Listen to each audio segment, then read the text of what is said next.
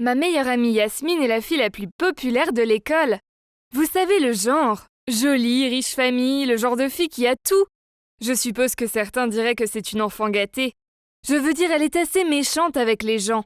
Et ses sautes d'humeur sont tellement imprévisibles. En plus, elle aime s'en prendre à tout le monde. Mais heureusement pour moi, nous sommes amies depuis que nous sommes petites. Donc je savais qu'elle ne me traiterait jamais aussi mal que les autres enfants. Mais elle ne m'a pas vraiment traitée gentiment non plus. En fait, la plupart du temps, je me sentais comme ça bonne. Mais il y avait aussi de bons jours, où elle était la meilleure amie de tous les temps. Elle m'achetait des trucs, et m'emmenait même à son country club chic le week-end. Mais quand elle devient grincheuse, oh mon Dieu! J'en ai payé les frais! Elle me criait dessus, et se plaignait de chaque petite chose que je faisais. Puis elle me donnait des ordres. J'étais comme sa petite balle anti-stress ou quelque chose comme ça. Une fois, elle a réalisé que ses vêtements de sport étaient mouillés. Alors elle m'a fait échanger avec elle, pour qu'elle puisse porter mes vêtements secs. On aurait dit que j'avais fait pipi dans mon pantalon, et que tout le monde se moquait de moi. Elle ne m'a même pas défendue. C'était comme si elle m'utilisait pour pouvoir briller encore plus. Chaque fois qu'elle sortait avec des garçons, elle me traînait avec elle, mais ne me le faisait pas savoir à l'avance, pour que je me montre négligée, et qu'ainsi elle soit superbe à côté de moi. Il est clair qu'elle ne voulait pas que j'attire l'attention. Un jour, je me suis maquillée, et elle m'a dit que je ressemblais à un clown. Et puis il y a eu la fois où elle voulait sortir avec ce gars, mais il ne voulait sortir avec elle que si elle amenait une amie pour son frère. Alors elle m'a amenée, et oh mon Dieu! Son frère était tellement bizarre. C'était horrible, mais je pouvais la gérer et comparer aux autres enfants de l'école, qui avaient des problèmes bien pires, j'étais bien. Je me sentais mal pour eux et j'aurais aimé pouvoir lui tenir tête et les protéger, mais je n'étais pas assez courageuse. Pour être honnête, ce n'était pas seulement que je n'avais pas le courage de lui tenir tête. C'était aussi parce qu'il y avait beaucoup trop d'avantages à être son amie. Elle a toujours été généreuse et m'a donné tous ses vieux vêtements, même si elle ne les avait portés qu'une seule fois. Elle avait cette jupe super mignonne, mais elle a vu une autre fille la porter et me l'a immédiatement donnée. Elle m'a donné une paire de talons hauts toute neuve, qui selon elle lui faisait paraître les jambes grosses. Honnêtement, la plupart de mes jolis vêtements et chaussures venaient d'elle. Et elle me ramenait toujours des cadeaux des vacances de luxe de sa famille. Mais malgré tout cela, je ne pouvais pas ignorer la légère rancune que je ressentais à son égard. Et d'accord, il y a une raison plus importante, pour laquelle je supporte la façon dont elle m'a traitée injustement. Vous voyez, Yasmine a un frère jumeau qui s'appelle Louis. Et j'ai eu un gros béguin pour lui. Sortir avec Yasmine signifiait que je devais voir Louis plus souvent. Comparé à sa sœur, Louis était si froid. Mais parfois il était assez froid, même un peu mystérieux. C'est pour ça qu'ils ne s'entendaient pas vraiment. Yasmine disait toujours des choses méchantes à son sujet dans son dos, des choses comme le fait qu'il était si lamentable et un tel grand-père. Mais une fois j'ai presque tout gâché en traînant chez eux. Louis était en train de se détendre et de jouer de la guitare tout seul sur le patio. Alors j'ai fait semblant de me promener et je l'ai approché et complimenté. Mais Yasmine m'a vue en regardant de la cuisine. Après, elle m'a attrapée et m'a dit « Hé, qu'est-ce que c'était? Est-ce que tu viens de flirter avec mon frère? Ou est-ce que tu as le béguin pour lui? Ne t'avise pas de le faire. Si tu le fais, alors notre amitié est terminée maintenant. » J'ai été tellement choquée par sa réaction que j'ai rapidement nié et dit « Burk, voyons, ton frère est une brute. » J'espérais qu'elle ne s'aperçoive pas que je mentais. Après cet incident, j'ai dit à Yasmine que je devais rentrer chez moi, car j'avais des confections à terminer. Elle a éclaté de rire et m'a dit que le bricolage était pour les losers. Ça m'a vraiment contrariée, parce que j'adorais faire des bricolages, et que mes cousins et les enfants d'à côté m'avaient demandé de commencer à leur apprendre comment faire. Mon unique cousin m'avait même persuadée de commencer à faire des vidéos sur le sujet. Alors même si Yasmine trouvait ça totalement pas cool, j'ai continué et j'ai secrètement lancé une chaîne YouTube pour partager mes vidéos de tutorat sur le bricolage. Les enfants de mon quartier ont tous adoré, et j'ai vite eu pas mal d'abonnés. Puis j'ai fait un pas de plus, et j'ai fabriqué des marionnettes de certains personnages de dessins animés populaires, et j'ai commencé à faire des vidéos de spectacles de marionnettes. Lentement mais sûrement, ma chaîne a commencé à prendre de l'ampleur. Il y avait une téléspectatrice avec un compte appelé Chérie Paille, qui était toujours la première à laisser un commentaire. Elle m'a même envoyé un DM sur le compte Twitter de ma chaîne, et nous avons commencé à parler presque tous les jours après cela. Un jour, j'ai décidé de faire une vidéo pour me présenter correctement aux téléspectateurs de ma chaîne. Mais j'étais trop timide pour montrer mon visage. Alors je l'ai fait avec les marionnettes à la place. Le public semblait plus intéressé lorsque je parlais de ma propre vie. J'ai donc commencé à leur parler de ma famille et de mes amis. Et bien sûr, cela incluait Yasmine, mais j'ai changé les noms de tout le monde en surnoms amusants. et j'ai changé un peu ma voix pour que personne ne me reconnaisse. J'ai commencé à parler beaucoup de Yasmine et de la façon dont elle me torturait, moi et les autres enfants. Je lui ai donné une voix horrible qui ressemblait à un monstre, et j'ai même montré comment elle se moquait de ce que les gens portaient. Je me suis tellement impliquée que j'ai commencé à inventer des choses, comme dire comment elle volait l'argent du déjeuner des autres enfants, leur faisait faire des devoirs pour elle, et leur faisait acheter ses collations à chaque récréation. Elle agissait toujours comme si elle était une sorte de reine. J'ai réalisé combien de sentiments j'avais enfouis au fond de moi au fil des années, et maintenant j'avais cet exutoire créatif pour les libérer tous. J'ai même raconté l'histoire de Yasmine, qui s'est fait larguer par son ex-petite amie, et comment elle a essayé de le récupérer et s'est retrouvée sur le pas de sa porte. Il était avec sa nouvelle petite amie, et elle s'est accrochée à sa cheville en le suppliant de l'inviter à nouveau à sortir avec lui. Yasmine mourrait si elle savait que j'avais partagé ça. Mais je ne pouvais pas m'en empêcher. Après avoir téléchargé cette vidéo, j'ai obtenu tellement de vues et d'abonnés. Il semblait que les gens pouvaient vraiment s'identifier à mes histoires. Mais bizarrement, mon fan numéro 1, Cherry Pie, a disparu. Pour être honnête, elle m'a vraiment manqué. Quelques jours plus tard, à l'école, tout le monde chuchotait à propos de ma chaîne. Et il est vite devenu clair qu'il connaissait mes vidéos. Comment l'avait-il découvert? Mais ensuite, à ma grande horreur, j'ai réalisé qu'il pouvait voir mon uniforme scolaire dans l'une des vidéos. Et tout le monde a réalisé que la méchante dont je parlais était Yasmine. Elle était furieuse à ce sujet et a dit qu'elle allait découvrir lequel de ces losers l'avait fait et faire de leur vie un enfer. J'étais tellement terrifiée que j'ai mis toutes mes vidéos en privé et j'ai même pris quelques jours de congé de l'école car je me sentais si inquiète de ce qu'il se passerait si elle découvrait que c'était moi. Et puis un jour, Cherry Pie m'a soudainement envoyé un DM à nouveau. Je pensais qu'elle allait me demander où étaient passées les vidéos, mais au lieu de cela, elle a dit « On dirait que tu as eu ce que tu voulais. Tout le monde parle de ta chaîne. Et maintenant, tu es enfin sous les feux de la rampe. Oh mon Dieu! Est-ce que cette fille est aussi allée à notre école? Qui était-elle? Ça ne pouvait pas être Yasmine, n'est-ce pas? » J'ai répondu avec une centaine de questions, en demandant qui elle était. Savait-elle qui j'étais? Comment elle m'a trouvé? Ce qu'elle voulait? Mais je n'ai pas eu de réponse. Mais quelques heures plus tard, j'ai reçu un message disant « Viens dehors ». Quoi? Comme c'est flippant! J'ai commencé à avoir peur, que j'ai un harceleur ou quelque chose comme ça. J'ai pris un spray au poivre et je suis sortie. Mais au lieu d'une fille folle, Louis se tenait là. Attends, Louis est Cherry Pie. Il a dit qu'il avait découvert ma chaîne. Parce qu'une fois chez eux, j'avais lu les commentaires sur mon téléphone et il était passé derrière moi et avait vu le nom de la chaîne. Il est devenu curieux et il a fait un faux compte pour pouvoir regarder mes vidéos. Et c'est alors qu'il a développé un béguin pour moi et qu'il a pris plaisir à les regarder régulièrement. C'était jusqu'à ce que je parle de sa sœur et que j'invente toutes ces fausses histoires sur des choses qu'elle avait faites. C'est comme ça que Yasmine a découvert les vidéos. Un jour, elle a emprunté l'ordinateur portable de Louis et l'a vu s'ouvrir sur son écran. Mais au moins la seule personne qui sait que c'est ma chaîne, c'est Louis. Il a dit qu'il était vraiment déçu de moi et qu'il pensait que je valais mieux que ça. Puis il a dit qu'il allait supprimer son faux compte. Parce qu'il ne voulait pas être un faux menteur comme moi. J'ai eu le cœur brisé.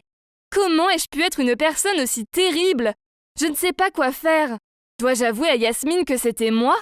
Et m'excuser auprès d'elle et de Louis en espérant qu'ils me pardonneront? Ou devrais-je simplement me taire et me concentrer sur le fait de pouvoir me défendre? Et dire à Yasmine que ce n'est pas bien de s'en prendre aux gens? Salut, je m'appelle Arnaud.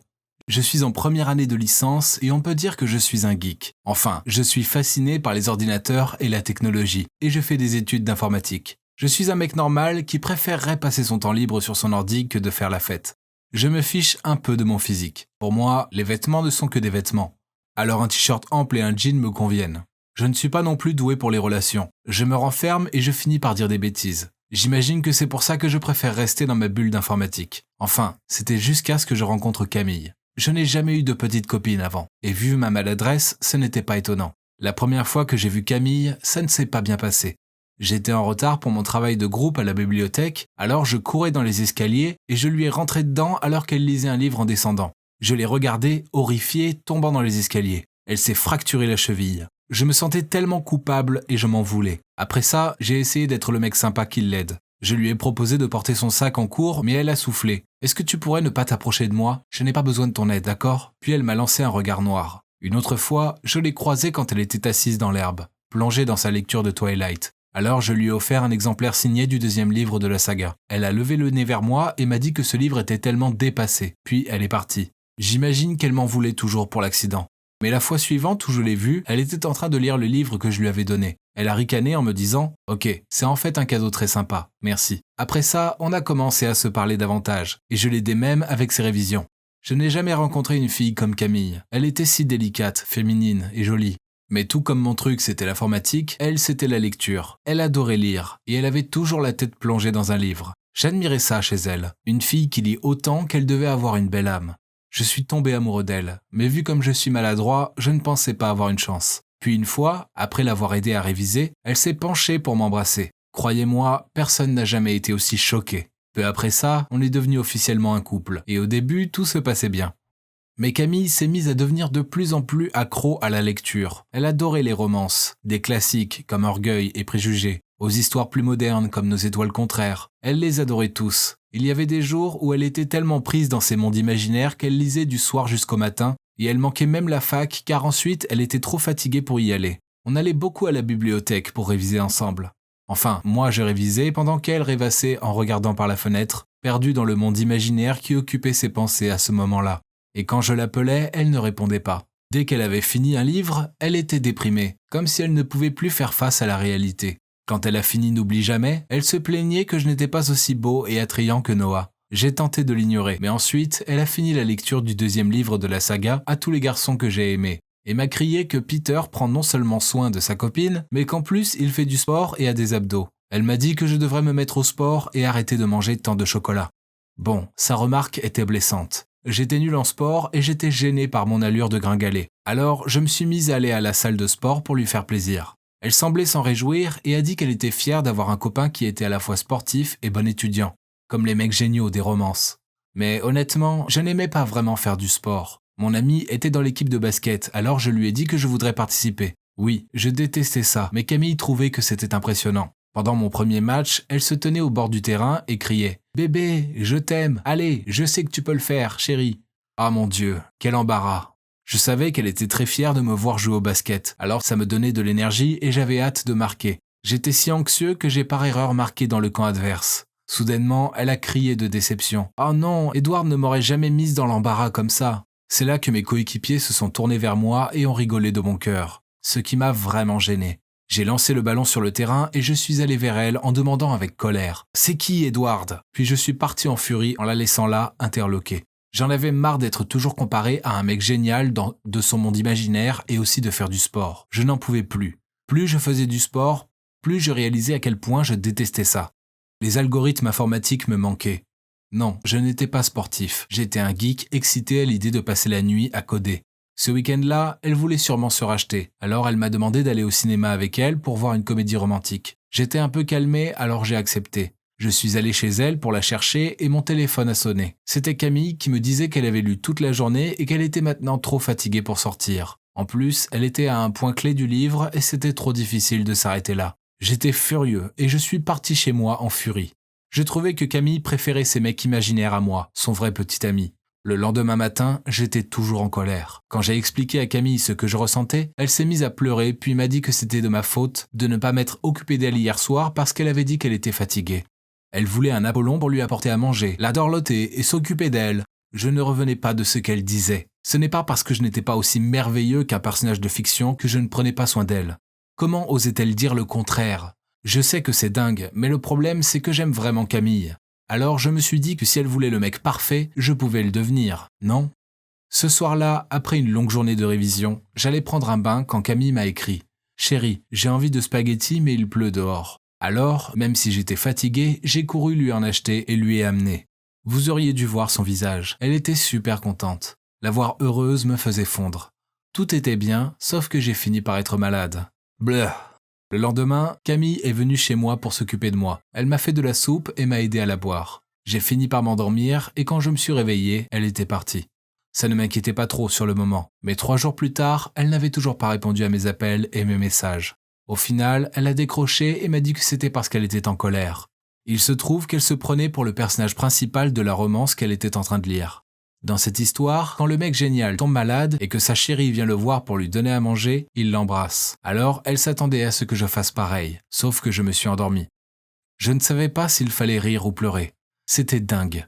Comment pouvait-elle attendre que je sois romantique quand je tentais de ne pas vomir ? On a décidé de se voir dans un café et je lui ai dit ce que je ressentais. Je ne peux plus continuer comme ça. Je ne suis pas un beau mec sportif, charmeur et combattant. Je suis juste un mec normal. Accepte-moi comme je suis ou c'est fini. Elle s'est excusée et s'est mise à pleurer. Elle m'a dit qu'elle se laissait emporter par les histoires de ses livres, mais qu'elle ferait de son mieux pour être une meilleure copine. Une semaine passa et Camille semblait un peu mieux. Puis, une fois quand on était devant la fac, elle m'a montré ce mec de 2e année et m'a dit qu'elle allait le laisser lui faire la cour, car dans toutes les romances, le personnage principal féminin a souvent 2 mecs qui se battent pour elle. Si je pouvais être meilleur que ce Zach, alors ça prouverait que je l'aimais. Sinon, ça voulait dire que je ne l'avais jamais vraiment aimé. Quoi ? Je restais bouche bée. Elle allait vraiment trop loin cette fois. Je lui ai dit que je ne jouais plus à ces jeux stupides, puis je suis parti en furie. Le lendemain, je l'ai vu parler avec ce Zach. Ce qu'il lui disait la faisait rire, et elle enroulait ses cheveux autour de ses doigts en ricanant. Bien, non seulement ce mec était beau, mais il était aussi charmant. Il ressemblait à un héros galant, alors que moi j'étais plutôt comme les méchants. Le problème, c'est que j'aime toujours Camille. Comment puis-je lui faire comprendre que les romances ne sont rien d'autre que de la fiction ? Et même si je ne suis pas un magnifique héros qui dépose des pétales de fleurs chez elle, je suis quand même un mec bien qui veut s'occuper d'elle. Salut, c'est de nouveau Arnaud, le mec qui adore l'informatique. Je suis venu vous raconter la suite de mon histoire. Voilà un petit récap. J'adore ma copine Camille, mais elle est accro aux romances. Parfois, elle fait comme si elle vivait dans l'un de ses romans, ce qui a conduit à des situations embarrassantes. Puis un jour, elle est allée trop loin en me disant qu'elle allait laisser ce beau mec Zach lui faire la cour. Apparemment, si je l'aimais, je me battrais pour elle et je gagnerais son cœur, tout comme les personnages de ses livres. J'ai ignoré Camille pendant une semaine entière après ça. Puis, je suis passé devant le terrain de basket et je l'ai vue. Elle regardait Zach jouer. Elle l'encourageait et criait de joie quand il marquait. Mon cœur fit un bond. Zach était si beau, alors que moi j'étais un geek gringalé avec les cheveux en bataille, de vieux vêtements et un ventre ballonné. J'étais pour sûr le perdant de ce duel. Je me sentais découragé et Camille me manquait beaucoup. Je me suis confié à ma sœur Paola. J'imagine que je m'attendais à ce qu'elle soit d'accord avec moi. Mais au lieu de ça, elle m'a conseillé de me ressaisir et d'agir. Si je voulais que Camille sorte de son monde imaginaire, alors je devais d'abord entrer dans son monde pour la reconquérir. Paola m'a dit que toutes les filles aiment les romances, et que Camille les aime plus que la normale. Alors, il fallait que je découvre pourquoi elle les adore en lisant moi-même. À ce moment-là, je la comprendrais et pourrais l'aider. Ok, je pense que le plan de Paola faisait sens. Mais honnêtement, j'étais un geek. Et maintenant, il fallait que je lise des livres à l'eau de rose. Mais bon, je ferai tout ce qu'il faut pour reconquérir Camille, car je l'aime vraiment. Camille avait laissé quelques livres chez moi, alors j'ai commencé à les lire. Je suis un mec logique, alors ça ne m'a pas pris longtemps pour comprendre le schéma de ces livres. Alors j'ai décidé de me servir de ces lectures pour devancer Zach et reconquérir le cœur de Camille. Donc j'ai monté un plan. La première leçon de ces livres semblait de toujours s'aimer soi d'abord pour que l'amour vienne ensuite. D'accord, donc peut-être que j'étais un peu négligé. J'imagine que je n'avais pas l'air d'un mec qui s'aime. Alors je suis allé chez le coiffeur, et au lieu de demander ma coupe habituelle « cours partout s'il vous plaît », j'ai cette fois demandé une coupe à la mode qui m'irait bien. Ensuite, j'ai demandé à Paola de venir faire du shopping avec moi, et elle a choisi quelques jeans chics et quelques jolis polos. Et maintenant, qui a dit que les geeks ne pouvaient pas être stylés ? Pour finir, j'ai affronté ma némésis, le sport. Brrr. Je savais que si je voulais avoir un corps musclé comme Zach, il fallait que je fasse du sport. Alors, je suis allé à la salle et j'ai commencé le jogging. Pendant les premières semaines, j'étais en sueur. Puis, je me suis amélioré et j'ai même fini par apprécier la course à pied. Une fois, je faisais mon jogging dans le parc quand j'ai vu Camille assise sur un banc en train de lire. Je courais juste devant elle et j'ai dit salut. Elle était tellement choquée quand elle a levé les yeux et m'a vu qu'elle a lâché son livre. En me baissant pour le ramasser, je me suis retourné exprès pour qu'elle puisse admirer mon nouveau fessier musclé. J'ai continué mon jogging, puis j'ai jeté un œil en arrière et je l'ai vu me regarder par-dessus son livre. Bingo.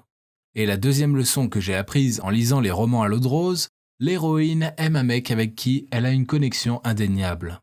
Alors finalement, après 3 semaines sans message ni appel, je lui ai envoyé « Camille, je vais te dire que j'accepte ton défi et que je te prouverai mon amour. » Le lendemain, j'attendais devant la salle de Camille et je l'ai invitée à déjeuner. Malheureusement, Zach est arrivé et s'est invité aussi. À la cantine, j'ai invité Camille à s'asseoir et lui ai dit que j'irais lui choisir à manger. « Et moi, je lui apporterai, » dit Zach. Et si on choisissait tous les deux à manger et Camille choisira ce qu'elle préfère manger, répondis-je. Inutile de dire que Camille était surexcitée. Deux mecs faisaient leur possible pour l'impressionner. C'était un rêve éveillé pour elle. Je savais à quel point Camille aimait les salades composées, alors j'en ai pris une grosse portion pour elle, ainsi qu'un flapjack. Quant à Zach, il lui a pris des frites de poulet basiques et un énorme burger pour lui. Camille regardait les deux plateaux, puis a directement choisi la salade composée. Bingo à nouveau. Mais le pauvre Zach paraissait si déçu que j'avais même de la peine pour lui. Enfin, presque. Et pour finir, la troisième leçon. Même si les mecs géniaux disent souvent des mots mielleux, ce n'est pas important. Ce qui rend vraiment l'héroïne heureuse, c'est le sentiment d'être unique, la seule dans le cœur de quelqu'un. Ok, donc je savais pas dire de mots mielleux, mais Camille comptait beaucoup pour moi, et je pensais que c'était une fille unique et spéciale. Alors, il fallait que je lui montre, n'est-ce pas? J'ai mis mon plan à exécution. Je suis venu devant chez Camille, habillé sur mon 31 avec un énorme bouquet de fleurs. Camille a ouvert et paraissait confuse en prenant le bouquet. Je lui ai dit que je l'emmenais au cinéma, mais elle a rougi en répondant « Désolé Arnaud, j'y vais avec Zach, car j'avais déjà prévu de voir ce film avec lui. » J'étais dégoûté, mais je me suis forcé à sourire en répondant « Ah, d'accord, très bien. J'espère que tu passeras un bon moment. Je vais y aller avec un ami alors. » Mais je suis rentré chez moi, me suis changé et je suis parti courir. Oui, je sais, que m'arrive-t-il? Après ça, je me sentais toujours frustré, alors je suis allé un peu sur mon ordi, mais je n'arrivais pas à ne pas penser à Zach et Camille en train de partager du popcorn et se câliner. Je commençais à me dire que je perdais mon temps. Et peu importe ce que je faisais, Camille choisirait toujours un mec comme Zach comparé à moi. Soudainement, mon téléphone sonna. C'était Camille. Elle sanglotait en me demandant où j'étais. Elle voulait me voir. Sans même réfléchir, je me suis dépêché d'aller chez elle. Avant même de pouvoir lui demander ce qui se passait, elle a sauté dans mes bras et s'est mise à m'embrasser. Ok, c'était dingue et surprenant, mais c'était bon. Très très bon. Je lui ai fait un sandwich au fromage fondu, puis on s'est câliné sur le canapé. Elle m'a demandé « Tu m'as dit que tu étais allé au cinéma avec ton ami? Alors comment tu peux être ici avec moi ?» Je l'ai regardée en disant « Oui, c'est ce que j'ai dit, mais je ne voulais y aller qu'avec toi. » Elle a rigolé et m'a embrassé. Tout ça semblait irréel, et je m'inquiétais d'avoir tellement lu de romances que j'en faisais maintenant partie. Puis, elle m'a dit qu'elle était allée au cinéma et que Zach n'était pas venu. Alors, elle avait attendu pendant des heures, puis il lui avait envoyé un message en lui disant qu'il était à une fête et qu'il avait oublié d'annuler le rendez-vous. Ça prouvait que Zach se fichait d'elle, et elle a réalisé qu'elle ne l'aimait pas non plus. Elle m'aime moi, et il fallait qu'elle me voie immédiatement. Depuis, Camille ignore Zach. Elle s'est excusée auprès de moi pour tout ce qu'elle m'avait fait subir. Et m'a dit que gringalée ou pas, elle m'aimait inconditionnellement. Elle aussi a promis d'essayer de garder les pieds sur terre et de ne pas être aussi rêveuse, et de se souvenir de faire des pauses pour manger pendant ses marathons lecture. Je sais qu'elle adore la fiction, et je ne lui demanderai jamais d'arrêter de lire les livres qu'elle adore. Mais je lui ai demandé de moins lire. Elle lit maintenant un livre par semaine. Maintenant, les choses entre nous vont mieux que jamais. Elle était toujours rêveuse de temps en temps, surtout après avoir terminé un livre. Mais on réalise maintenant à quel point on s'aime et comme on n'aimerait pas être l'un sans l'autre. En plus, dès qu'elle devient déprimée après avoir fini un livre, je deviens encore plus romantique avec elle. Je lui achète des fleurs colorées, je l'emmène faire des pique-niques romantiques au parc et je lui apporte le petit déjeuner au lit avec des pancakes en forme de cœur.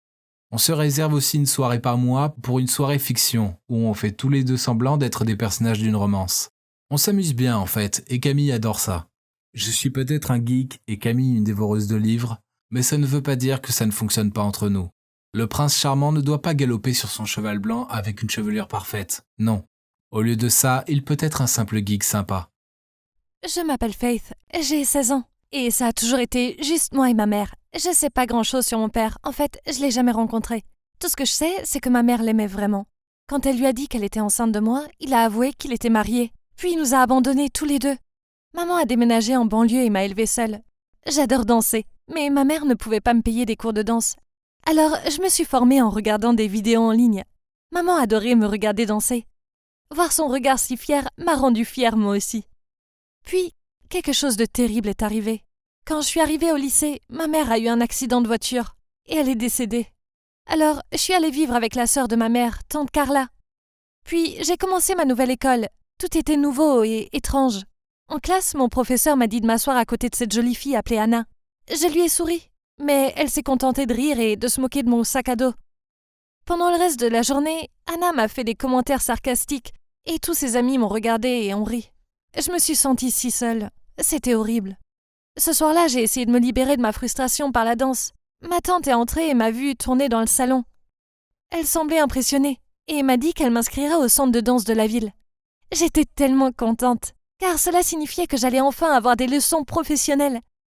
Lors de ma première séance, je suis entrée et j'ai vu Anna là-bas. Il s'est avéré qu'elle aussi était danseuse. En me voyant, elle m'a dit « Oh non, pas une autre loser !» Toutes les autres filles ont ri, mais j'ai fait de mon mieux pour l'ignorer, car j'étais là pour apprendre. J'ai remarqué que toutes les autres filles de l'école se réunissaient autour d'Anna et exécutaient ses moindres mots. Je n'étais pas sûre de savoir pourquoi. Avait-elle peur d'elle? Si une fille osait la remettre en question, elle disait des choses méchantes à son sujet. Une fois, je l'ai vue jeter le téléphone d'une fille dans la brousse, parce qu'elle a hésité quand Anna lui a demandé quelque chose. Ma vie à l'école s'est améliorée lorsque je me suis liée d'amitié avec cette fille, Mélanie. Un week-end, une des amies de Mélanie organisait une fête, alors elle m'a invitée aussi. Anna était également à la fête. Et elle n'a pas tardé à annoncer un battle de danse. Tout le monde a reculé, créant ainsi 2 côtés et une piste au milieu. Puis la musique a commencé. Anna a commencé à danser en premier, et quand ce fut le tour de l'autre côté, tout le monde s'est regardé. Et soudain, Mélanie m'a poussée dans la piste. Au début, je suis restée là, confuse. Mais après avoir été acclamée par tous ceux qui étaient de mon côté, j'ai dansé. Tout le monde a applaudi, et Anna est partie en trombe. Après, des jeunes que je ne connaissais pas ont commencé à me parler. Je ne me sentais plus aussi nulle, et c'était grâce à Mélanie, et à mon amour de la danse. Je suppose qu'Anna a vu que je lui volais la vedette, et elle n'a pas aimé ça du tout. Alors, elle a commencé à me jouer de mauvais tours. Un jour, pendant un cours de basket, Anna et certaines de ses amies m'ont lancé un ballon en sortant des toilettes. Heureusement, Pierre, un mec vraiment mignon, a sauté et a attrapé la balle. Puis il m'a demandé si j'allais bien.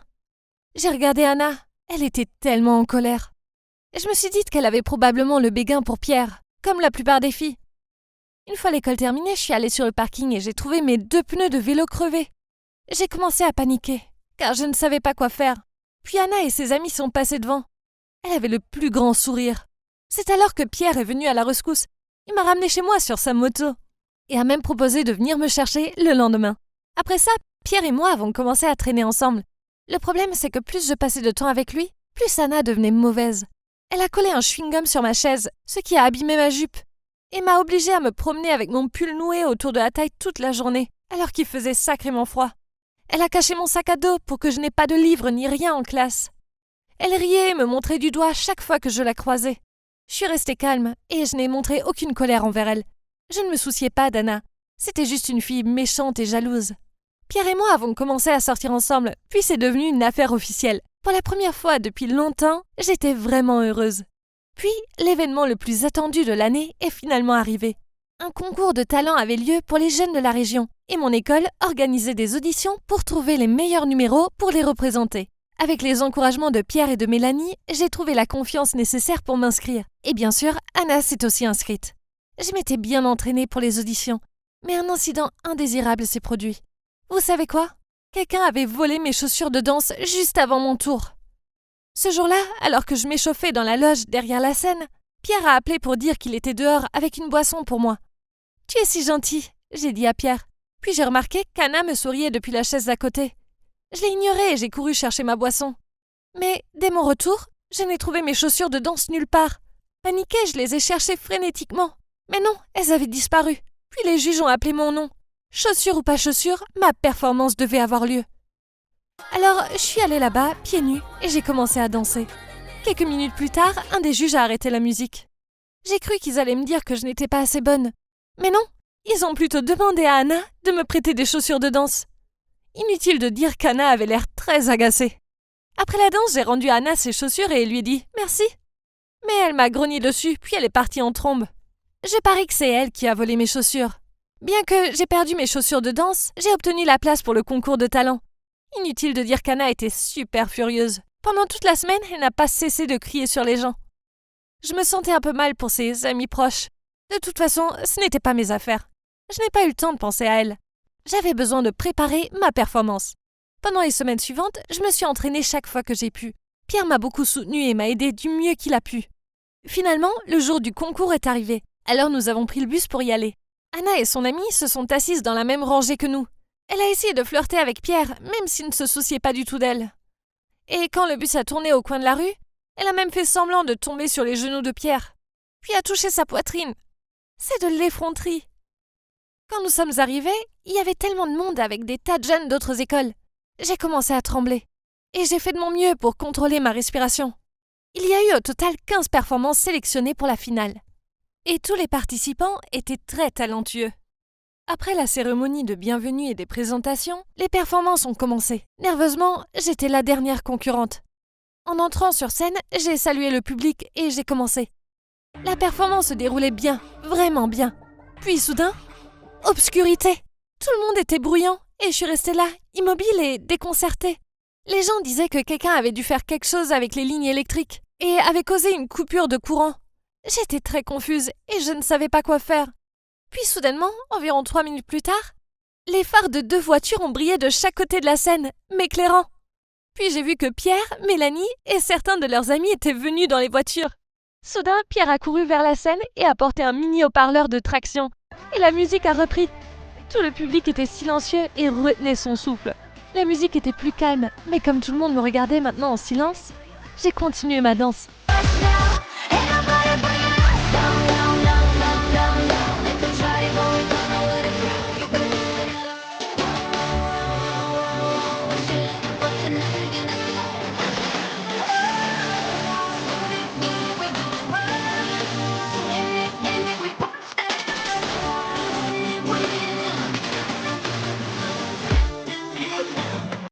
J'ai terminé ma performance sous les applaudissements et les acclamations.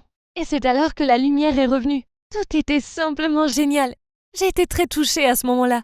Je suppose que j'ai impressionné les juges car, devinez quoi? J'ai gagné la première place. Juste après la cérémonie de remise des prix, je suis allée embrasser Pierre et Mélanie. J'avais le meilleur petit ami et les meilleurs amis du monde. Et j'étais tellement reconnaissante. Après cela, je suis entrée dans la loge et j'ai trouvé Anna en train de pleurer. Je lui ai demandé si elle allait bien. Mais ça faisait que la faire pleurer encore plus. Elle pleurait, m'a poussée et a dit « Pourquoi est-ce toujours toi? Pourquoi es-tu si chanceuse? Pourquoi tous les gens t'aiment toi, pas moi ?» Je lui ai répondu « Anna, désolée, je ne t'ai rien fait. J'ai juste laissé les choses se dérouler naturellement. Dis-moi ce qui t'est arrivé. » Puis elle m'a regardée en larmes et m'a dit « C'est moi, j'ai coupé le courant. Je voulais gâcher ta performance, mais je l'ai juste rendue encore plus incroyable. » Je lui ai demandé « Pourquoi as-tu fait cela ?» Et elle a dit « Parce que depuis que tu es arrivée, je me sens comme une moins que rien. Tu es meilleure danseuse que moi, et Pierre t'aime toi, pas moi. » Je sais que beaucoup de gens lui en auraient voulu, mais je me suis sentie désolée pour elle. Alors je me suis assise à côté d'elle, je l'ai prise dans mes bras et je lui ai dit « Tu es une danseuse incroyable. J'aimerais pouvoir faire le twist and punch comme toi. Ouais, je suis plutôt douée pour ça, non ?» Et au bout d'un moment, elle a réussi à sourire. Je suis vraiment désolée pour tout. Maintenant, Anna et moi sommes amies. Nous pratiquons souvent des chorégraphies ensemble et à la fin du trimestre, nous avons même fait des spectacles ensemble. Les gars, l'adversité est la mère de la sagesse. Nous ne devons jamais être pessimistes face à des situations difficiles. Faisons de notre mieux pour les surmonter. Les résultats ne vous décevront pas. Salut, je m'appelle Isabelle et ce sont mes grands-parents qui m'ont élevée. Ce n'est pas que mes parents étaient absents. C'est juste qu'ils travaillaient à New York et que ce sont des dingues de travail. Alors je me suis retrouvée chez mes grands-parents. Ma sœur Béatrice, ou Béa comme on l'appelle tous, vivait avec mes parents. Je ne sais pas vraiment pourquoi, mais c'était comme ça. Mes parents venaient chaque Noël et parfois pour les vacances de Pâques. Mais ne pas les voir souvent était normal pour moi. Puis un été, mes parents et Béa sont venus et m'ont dit qu'ils emménageaient en ville et qu'on allait tous vivre ensemble. Au début, c'était bizarre, car j'avais l'habitude de les voir peu.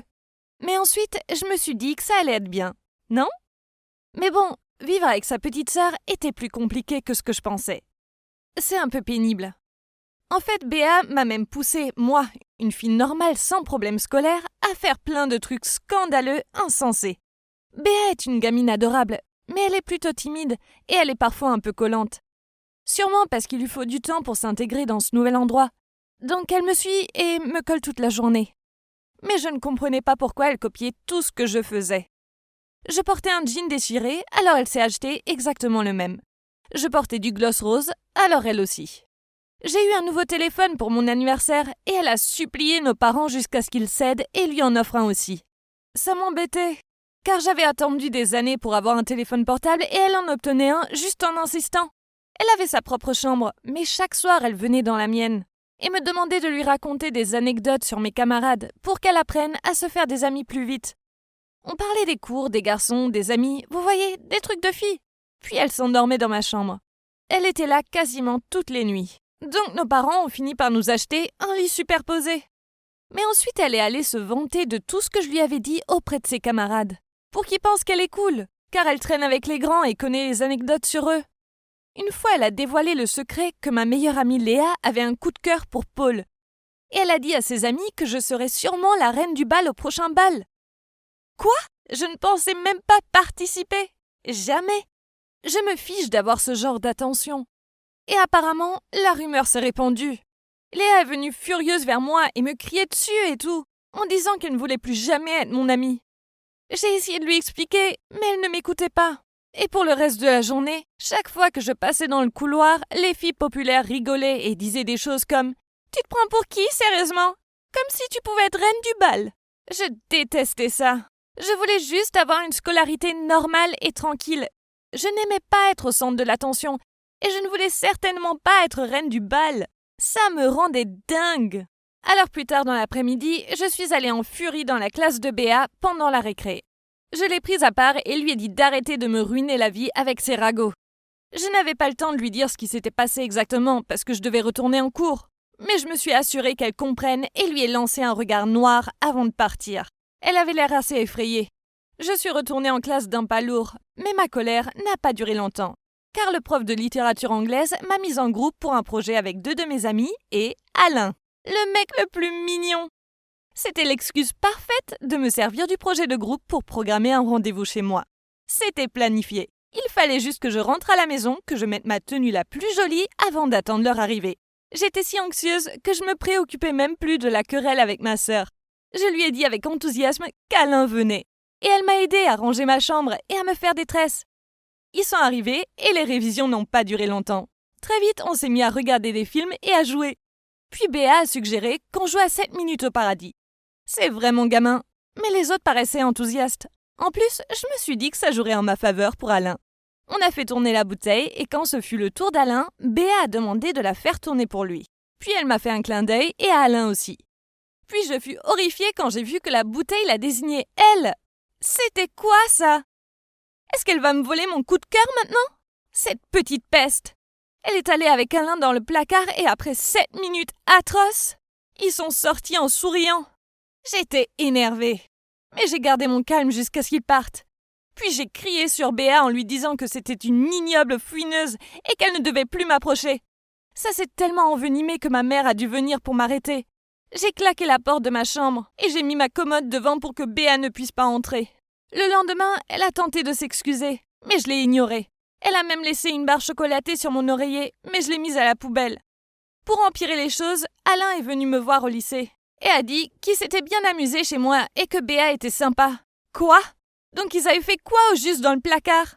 C'était horrible. Puis le jour du bal est arrivé. Je n'avais pas de cavalier, Léa ne me parlait toujours pas et essayer d'éviter Béa chez moi m'épuisait. Puis Léa m'a appelée toute heureuse en me disant que Paul l'avait invitée au bal. J'étais vraiment contente pour elle et on s'est réconciliés. Elle m'a invitée chez elle pour qu'on se prépare pour le bal. J'ai pris ma robe, mon maquillage, mais je ne trouvais pas mon crayon à sourcils. J'ai marmonné « Ah, Béa !» car elle avait dû se servir du mien encore une fois. Je savais qu'elle était à l'entraînement de natation, alors je suis allée voir son tiroir pour trouver mon maquillage. Mais rien. Puis j'ai vu quelque chose sous son oreiller. On aurait dit le bout d'un crayon noir. Ça devait être ça. Je l'ai sorti, mais ce n'était pas un crayon à sourcils, juste un simple stylo. Il était au milieu d'un carnet, alors j'étais curieuse et je l'ai sorti. C'est là que j'ai aperçu mon nom sur une page. Alors je l'ai pris pour voir ce que c'était. Son journal intime. J'ai lu les premières pages. Elle disait qu'elle m'adorait et qu'elle était heureuse qu'on vive enfin sous le même toit. J'ai trouvé une page en particulier qui était un peu déchirée. C'était le jour où je lui avais crié dessus. J'ai vu que des larmes avaient séché sur ses mots. Elle a écrit qu'elle pensait que j'étais très belle et que je gagnerais le titre de reine du bal et qu'elle voulait juste m'aider à me mettre en couple avec Alain. C'est pour ça qu'elle avait suggéré le jeu des 7 minutes et elle avait voulu que la bouteille me désigne, mais ça n'avait pas marché. Et c'est là qu'elle est allée dans le placard avec Alain. Elle lui avait seulement dit de gentilles choses sur moi. Et elle a découvert qu'Alain avait aussi des sentiments pour moi. Elle a aussi écrit qu'elle avait peur de dormir seule, mais qu'elle ne voulait plus me déranger. Elle a dit qu'elle avait tout gâché et espérait pouvoir retourner dans son ancienne maison. Je me sentais très coupable et j'ai pleuré tout le long jusqu'à chez Léa et lui ai tout raconté. Je n'étais pas d'humeur à aller au bal. Alors même si tout le monde me complimentait sur ma robe, je n'étais pas heureuse. Alain est venu et m'a proposé de danser, mais je n'arrêtais pas de penser à Béa. Je me suis excusée auprès d'Alain pour ma mauvaise humeur et il était très compréhensif. On a fini par discuter dehors et j'ai vidé mon sac en disant que j'avais mal compris ma sœur. Puis soudainement, je l'ai vue avec ses amies au photomaton à l'entrée. Elles avaient l'air de bien s'amuser, sauf elle. Elle avait l'air si triste. Je lui ai attrapé le bras par derrière. Elle s'est retournée et fut choquée.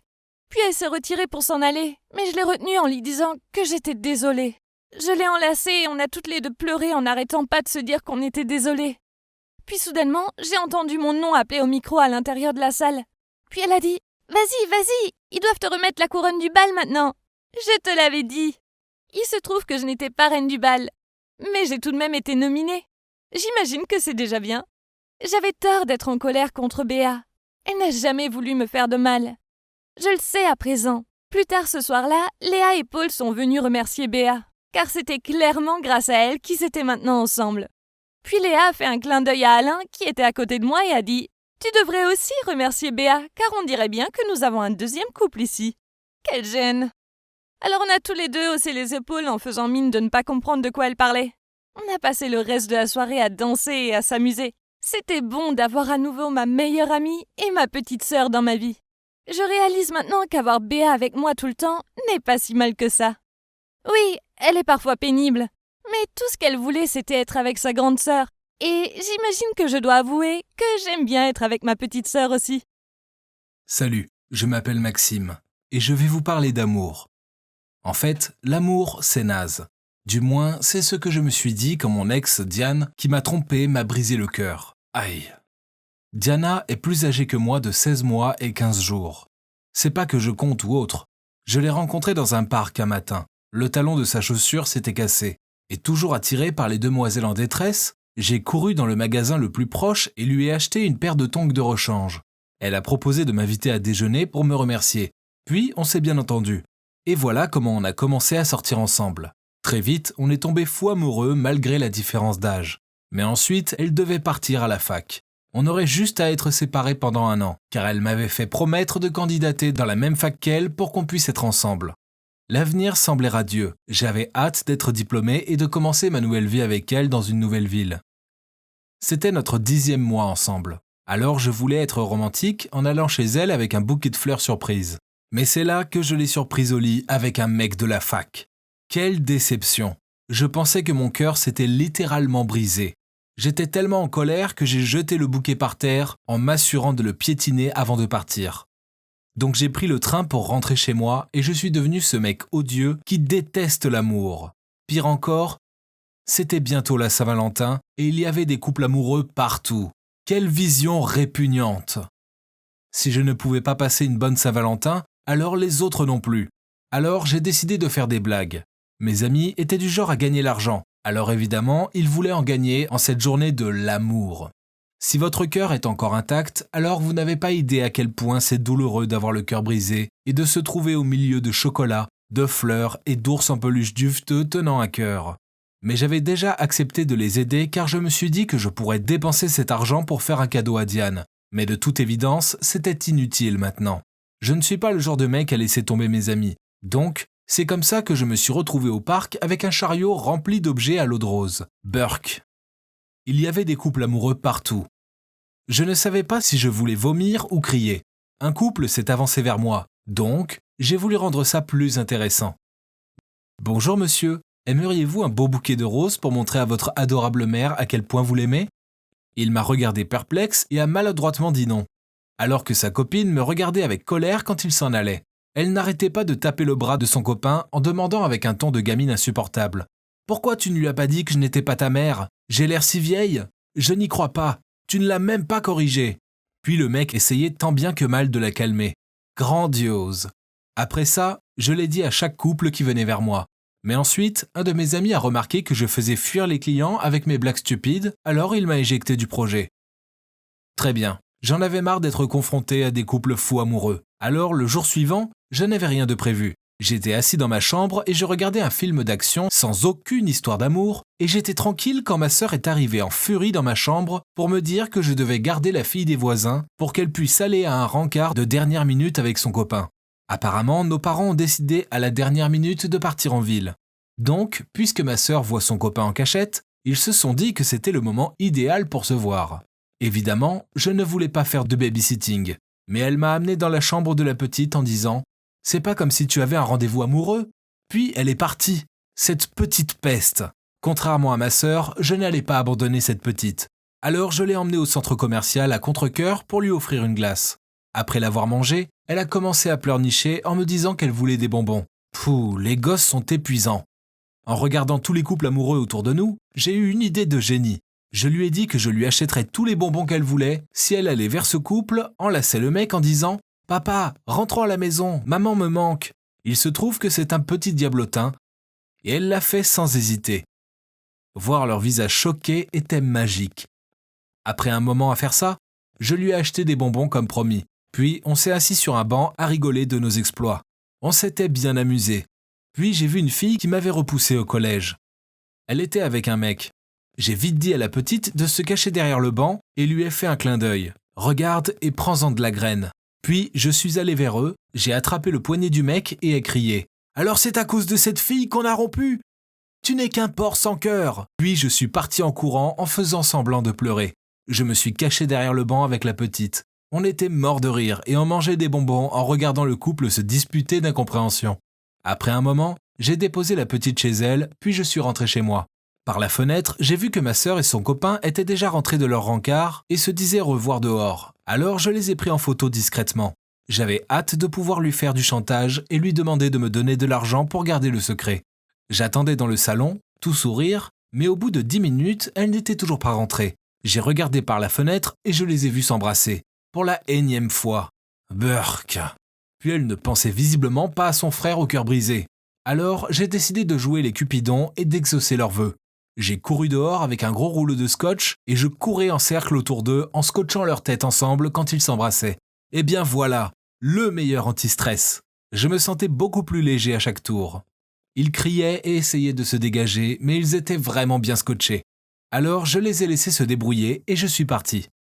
Le lendemain matin, ma sœur m'a jeté le regard le plus méchant à table pendant le petit déjeuner. Je vous assure qu'elle avait des flammes dans les yeux, mais malheureusement, elle ne pouvait rien faire car notre mère était là. Elle avait même un petit bleu sur le front à cause de ma blague. Je me retenais au mieux pour ne pas rire.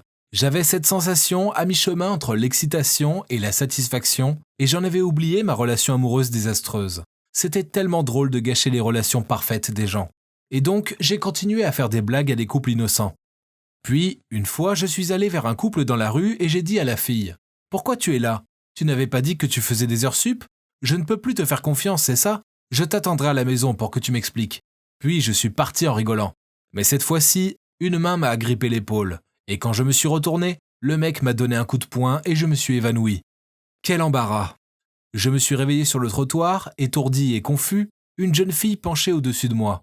Le mec n'était plus là, Dieu merci. La fille semblait soulagée que je me sois réveillé. Et elle n'arrêtait pas de me dire que j'avais dû la confondre avec quelqu'un d'autre car elle ne me connaissait pas du tout. J'étais trop gêné donc j'ai acquiescé. Elle a appelé un taxi et m'a aidé à rentrer chez moi.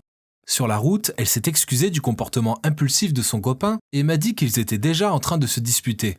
Elle m'a dit son nom, Vanessa. Puis on a échangé nos numéros pour qu'elle prenne de mes nouvelles. Puis, un matin au lycée, je l'ai vue dans le couloir. Il se trouve qu'elle allait à mon lycée mais je ne l'avais jamais vue avant. Elle m'a vu aussi et m'a souri en me faisant coucou. On s'est mis à déjeuner ensemble. Elle me prenait des frites au fromage et me donnait de délicieux cookies qu'elle avait préparés. Elle a dit qu'elle devait se racheter auprès de moi. Sans s'en rendre compte, on est devenus plus proches et soudainement j'ai réalisé que j'étais dingue de cette fille. Mais elle est en couple et avec un abruti. Elle m'a tout raconté sur son copain. Il s'appelle Colin et il va dans un autre lycée. Heureusement. Elle a dit qu'il était adorable mais que parfois il pétait les plombs et qu'une fois il l'avait même frappé. C'est évident que son copain est un imbécile, mais elle est trop aveuglée par l'amour pour le voir. Je voulais l'emmener et lui montrer que c'est un mec bien. Mais honnêtement, j'avais peur qu'il m'agresse à nouveau. Je me suis confié à elle à propos de mon ex et comment elle m'avait trompé. Vanessa m'écoutait sans jamais me juger. Je me sentais à l'aise avec elle. Puis, un après-midi, je l'ai vue dans le couloir après les cours et on aurait dit qu'elle avait pleuré. Alors je suis allé la voir pour lui demander « Vanessa, ça va ?» Elle s'est forcée à sourire et a répondu « Oui, c'est juste un truc avec mon copain. » C'est là où j'ai décidé que j'en avais assez. Même si son copain me faisait peur, il fallait coûte que je lui avoue mes sentiments et que je la protège de lui. Je lui ai proposé de la ramener chez elle, puis j'avais prévu de lui avouer mes sentiments sur le chemin. Mais malheureusement, elle m'a dit que ce n'était pas la peine, car sa sœur venait la chercher aujourd'hui. Puis elle m'a fait au revoir de la main avant de courir vers la voiture. « Attends, je connais cette voiture. Sa sœur, la fille dans la voiture, c'était mon ex. Quel dilemme. Comment ça peut être possible ? J'avais juré de ne plus jamais revoir mon ex.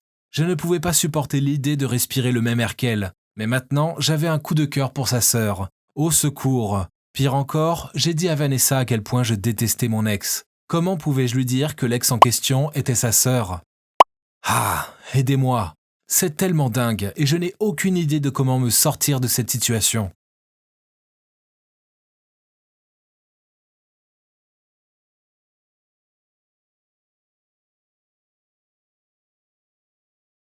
Salut les amis, c'est moi, Maxime. Je viens pour vous raconter la suite de mon histoire. D'abord, voilà un petit récap. Donc, mon ex Diane m'a trompé avec un imbécile de la fac, et ça m'a brisé le cœur. Alors j'ai décidé que si je n'étais pas heureux, les autres ne devraient pas l'être non plus. Donc, à l'approche de la Saint-Valentin, j'ai fait des blagues à des couples. Une de ces blagues m'a fait rencontrer Vanessa, puis je suis tombé amoureux d'elle. Le problème, c'est qu'elle a un copain et c'est un abruti. Et le plus gros problème, c'est que j'ai découvert que c'est la petite sœur de mon ex. J'ai un peu dit à Vanessa quelques dures vérités à propos de sa sœur. Mais pour ma défense, je ne savais pas à ce moment-là qu'elles étaient sœurs. Au début, je n'avais aucune idée de comment gérer la situation. Alors j'ai décidé d'éviter tout le monde. Si je voyais Vanessa au lycée, je prenais une autre direction, vers les toilettes, je me cachais derrière quelqu'un en surpoids. Vous voyez, tout pour ne pas avoir à l'affronter. Le problème, c'est qu'elle me manquait beaucoup trop. J'avais l'impression de ne pas pouvoir vivre sans elle. Alors peu importe les conséquences, il fallait agir maintenant.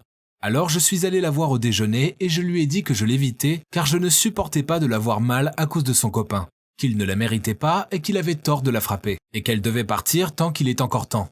Puis je lui ai dit que je serais toujours là pour elle, et peut-être plus que comme un ami. Elle semblait touchée. Elle savait que leur couple avait beaucoup de problèmes, mais a avoué qu'elle se voilait la face. Elle m'a pris la main en me disant qu'elle avait aussi des sentiments pour moi, mais qu'il fallait d'abord s'occuper de son copain. Ah, son copain Colin. C'était un mec impulsif qui résout tout par un coup de poing. Il n'accepterait jamais qu'elle rompe avec lui. Ça écorcherait trop sa fierté, et il se montrerait sûrement violent envers elle. Et pour être honnête, je suis plutôt lâche. Je ne pourrais pas la protéger dans cette situation. S'il savait qu'elle le quittait pour moi, alors je serais un homme mort. Alors j'y ai beaucoup réfléchi. Et puis voilà, j'ai trouvé un plan parfait. S'il ne supportait pas que Vanessa le quitte, il fallait que lui la quitte. Waouh, je suis un génie, non ? Le lendemain, j'ai parlé du plan à Vanessa. C'est simple, elle doit juste avoir l'air négligée, puer et être moche à ses yeux pour qu'il en ait marre. Quand elle a entendu ça, elle n'était pas surprise et a dit « C'est tellement gênant, je ne peux pas faire ça. Aucune fille ne veut avoir l'air de rien. » Je lui ai dit qu'elle aurait juste besoin de faire ça avec lui. Et puis, puisqu'il est dans un autre lycée, elle pouvait toujours être jolie comme à son habitude en cours. Elle a fini par accepter.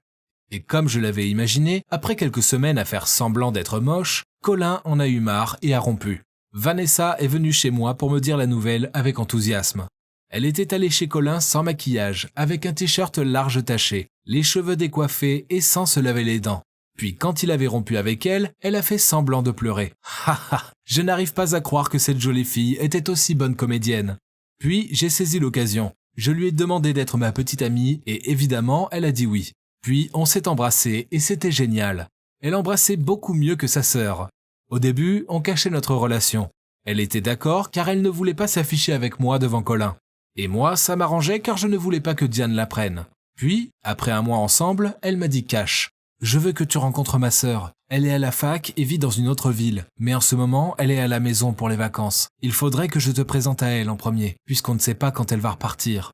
J'aurais pu crier, mais au lieu de ça, je gardais mon calme et je lui ai demandé de voir une photo d'elle. Puis, en la regardant, j'ai fait mine d'être choqué, en disant que c'était la fille qui venait me chercher au collège et que j'étais encore traumatisé, que c'était les pires années de ma vie. Enfin, je ne connaissais pas vraiment Diane quand j'étais au collège, sûrement parce qu'elle avait 1 an de plus que moi, mais Vanessa ne le savait pas. Vanessa se sentait mal pour moi et a dit qu'elle ne connaissait pas ce côté-là de sa sœur. Elle a dit que c'était vrai que Diane était un peu grincheuse au collège, mais qu'elle pensait que c'était juste la puberté. Elle n'avait jamais vraiment réalisé que c'était une fille méchante, surtout avec quelqu'un de plus petit. À ce moment-là, j'aurais très bien pu tourner dans un feuilleton tellement je jouais bien mon rôle. J'ai dû avoir l'air désemparé car elle m'a dit que ce n'était pas grave et qu'elle ne parlerait plus à Diane jusqu'à ce que je le veuille. Ça réglait le problème de mon ex, pour l'instant, mais ça ne réglait pas le problème de Colin, car il avait découvert que j'étais avec Vanessa, et il n'était pas content. J'imagine que Colin avait suivi Vanessa et nous avait vus ensemble. Puis il m'avait suivi chez moi, car ce fou est venu chez moi et m'a crié de ne pas m'approcher d'elle. Bon, je ne pouvais pas lui en vouloir. Personne n'aime le nouveau partenaire de son ex. Non seulement ce fou sait où j'habite, mais maintenant ma sœur Clara est au courant de ma relation avec Vanessa. Puisqu'elle m'en veut toujours de ma blague de la Saint-Valentin, petit récap, c'était avec elle, son copain et beaucoup de scotch. Alors je n'étais pas très surpris quand elle m'a souri en me disant « Tu verras, je n'ai pas oublié ce que tu m'as fait le jour de la Saint-Valentin. Maintenant, c'est l'occasion de me venger. Haha !» J'ai répété ces mots en me moquant pour l'embêter, mais honnêtement, au fond de moi, ça m'inquiétait. C'était une blagueuse autant que moi. Maintenant, il faudra toujours que je sois sur mes gardes. Après ça, ma sœur et Colin semblaient ruiner nos rendez-vous à tour de rôle. Mince quoi, ils n'avaient rien d'autre à faire. Une fois, j'embrassais Vanessa dans le jardin, quand soudainement de l'eau est tombée de nulle part. On était complètement trempés. J'ai regardé autour et j'ai vu ma sœur sur le balcon de l'étage avec un seau vide. Elle a dit « Oups, je voulais juste arroser les fleurs ». Puis, à une soirée cinéma, Colin s'est pointé pour voir le même film et il s'est assis juste derrière nous et n'arrêtait pas de donner des coups dans le siège. Il m'a même lancé du popcorn. Plus tard, je suis rentré et j'ai regardé la capuche de mon sweat. Il y avait plein de détritus et assez de popcorn pour mon prochain rencarciné. Quel gamin! C'était des futilités, mais ça commençait vraiment à m'agacer. Puis, à notre anniversaire de nos 2 mois ensemble, j'ai dit à Vanessa de se faire belle, puis je l'ai emmenée dans un restaurant italien chic. Le repas était super jusqu'à ce que je veuille prendre mon portefeuille dans ma poche pour payer. Je fus choqué qu'une photo d'une fille en bikini tombe du ciel. J'étais si choqué que je restais figé et confus. Vanessa avait l'air embêtée. Je lui ai dit que je n'avais jamais vu cette photo de ma vie et que je ne connaissais pas cette fille. Puis, le serveur est venu avec la machine à cartes. J'ai maladroitement ouvert mon portefeuille, mais il n'y avait plus aucune carte. J'ai fouillé dans mes poches, paniqué, mais rien, pas un centime. Rongé de honte, j'ai marmonné que je n'avais pas d'argent sur moi. C'était le pire moment de ma vie. Je pensais que j'allais perdre ma copine et que je devrais faire la plonge. Mais ensuite, j'ai entendu une dispute dehors. Vanessa, le serveur et moi regardions par la fenêtre. C'était ma sœur et Colin qui se criaient dessus. On est sortis pour écouter la conversation. Il se trouve que ma sœur avait sorti toutes les cartes de mon portefeuille pour que je ne puisse pas payer. Elle nous avait observés et épiés toute la soirée depuis la fenêtre en attendant le moment où elle verrait ma mine défaite en voyant que mes cartes avaient disparu. Mais elle fut déçue car ça ne s'est pas passé comme prévu, puisque je me disputais avec Vanessa à cause d'une photo stupide. C'est là qu'elle a regardé le mec fou à côté d'elle qui était mort de rire d'avoir réussi son coup. Vous vous doutez de qui il s'agit. Le mastermind derrière cette blague de la photo du bikini. Clara était énervée et a commencé à se disputer avec Colin car elle trouvait que sa blague était tombée à l'eau et ça ne lui faisait pas plaisir. C'est vraiment bête, car s'ils n'avaient pas été si fiers et têtus, ils auraient pu me voir essayer de me sortir lamentablement de cette situation catastrophique de n'avoir pas de carte et cette photo d'une autre fille. Mais ils avaient été pris sur le vif en train de me piéger. Vanessa a désigné Colin et a dit au serveur « Il va payer notre repas ». Puis elle m'a pris le bras et m'a emmené ailleurs. Alors oui, on a laissé ma sœur et Colin se disputer et j'ai ramené Vanessa chez elle. Puis, quelques jours plus tard, Colin m'a écrit « C'est fou ce qu'on peut trouver en fouillant dans le passé. Je sais tout sur toi et Diane. Arrange-moi un rencard avec ta sœur ou sinon je dis tout à Vanessa. » Mince, qui aurait cru qu'après ce stupide incident, ce fou de Colin aurait des sentiments pour ma sœur diabolique. Paniqué, j'ai répondu que ma sœur avait déjà un copain. Et sans surprise, Colin se fichait de ce détail.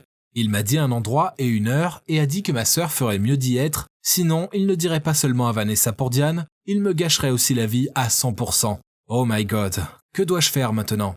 Dois-je vraiment organiser un rencard entre ma petite sœur et ce fou de Colin? Bon, oui, elle n'est pas vraiment saine d'esprit non plus, mais c'est quand même ma sœur. Mais si je refuse de l'aider, qui sait ce qui va m'arriver demain? Enfin, je ne veux pas que Vanessa sache pour Diane, et je ne veux pas me faire tabasser. Je suis tellement perdu. Ça me tue.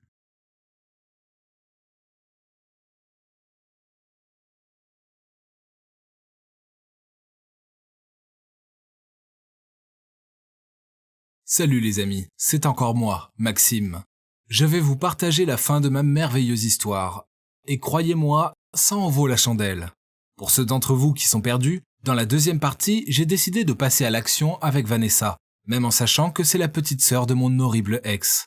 Et aussi, elle sortait avec cet imbécile de Colin. La seule chose qui importe, c'est qu'elle a aussi des sentiments pour moi. Alors j'ai convaincu Vanessa de mal s'habiller pour que Colin la quitte. Évidemment, mon plan de génie a fonctionné.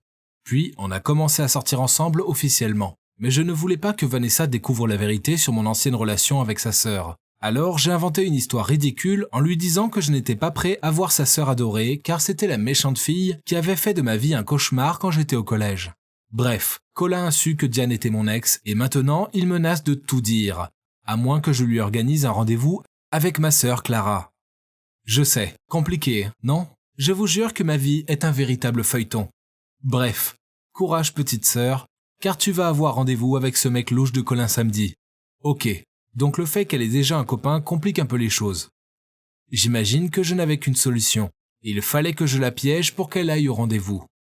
Et Clara adore chanter, mais enfin elle n'a pas l'oreille musicale. Mais elle se prend pour quelqu'un comme Katy Perry. Donc je me suis dit que le meilleur moyen pour qu'elle aille voir Colin était d'inventer une histoire d'agent chercheur de talent qui serait intéressé par elle.